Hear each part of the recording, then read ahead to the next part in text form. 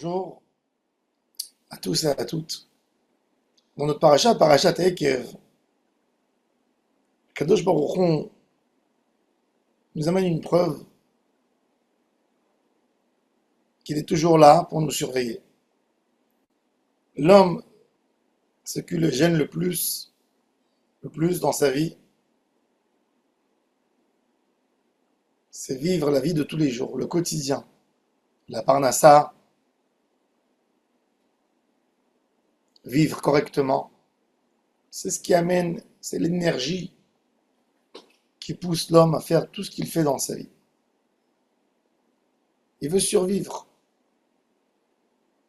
Il entend qu'il y a une opportunité de faire une affaire, il va là-bas. C'est le moteur. Le moteur de la vie, c'est la vie même. Bien vivre. Pour ça, l'homme est prêt de renoncer quelques valeurs, ce qui lui paraît moins important que la vie. Et Akadosh Baruch Hu nous dit que quand un homme s'attache à lui, il peut enlever de lui cette préoccupation de la vie et de vivre. La plus belle des preuves, c'est le voyage de nos aïeuls dans le désert 40 ans. La Torah nous témoigne, Kadosh Baruch Hu témoigne que les habits que les enfants d'Israël portaient sur eux 40 ans, n'ont pas été abîmés à la fin du voyage.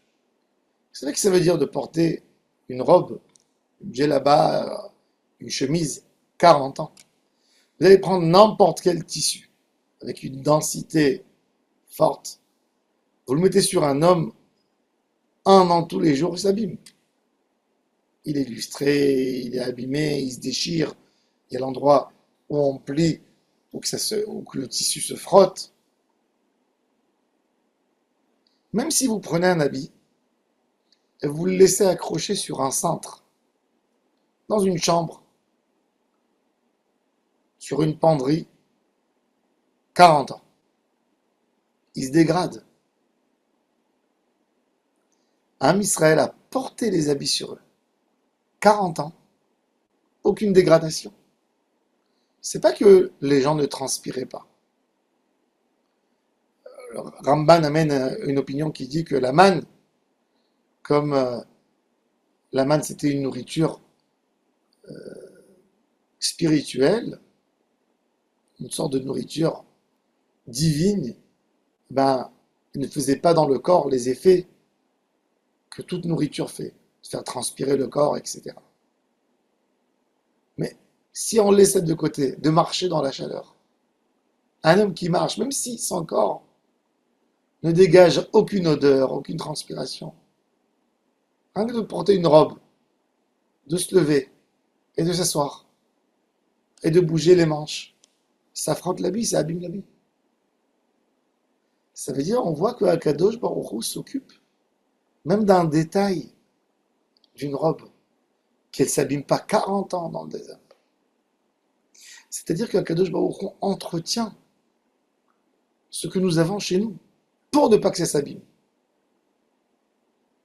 Et là, on voit beaucoup de fois la bracha cachée d'Hachem. Un homme met toute sa tête pour avoir de l'argent pour acheter des habits. Mais il ne voit pas des fois la bracha d'Akadosh Baruch Hu, que tes habits ne s'abîment pas et restent nouveaux. Il y a quelqu'un qui dit, il faut que je travaille, que j'ai beaucoup d'argent. Sinon, comment je vais payer des soins de dents? Comment je vais payer les lunettes? Comment je vais payer s'il y a une panne dans la machine à laver, s'il y a une panne dans la voiture? Si tu es proche d'Hachem, il n'y a rien qui va tomber en panne. Tu n'auras pas à payer des dégâts. On le voit dans le désert. 40 ans, ils n'avaient pas besoin de changer leurs habits. Ça sentait pas mauvais. Il n'y avait rien d'abîmé. L'habit restait avec la teinte. Même qu'ils étaient sous le soleil, l'habit ne perdait pas sa teinture. Le tissu ne se dégradait pas.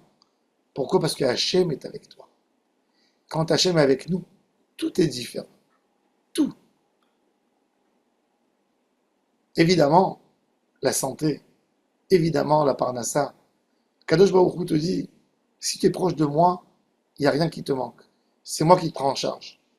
Si Hachem nous prend en charge, tout va bien. Tout va bien.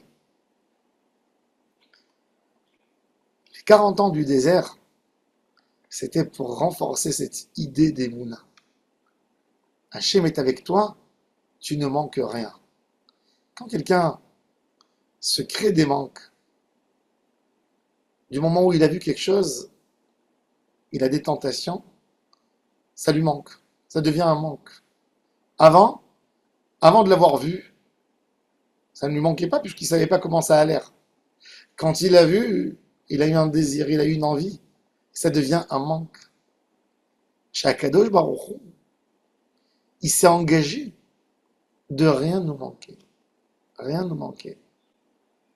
Et ça, c'est le travail. Ça, c'est le quotidien de tous les jours.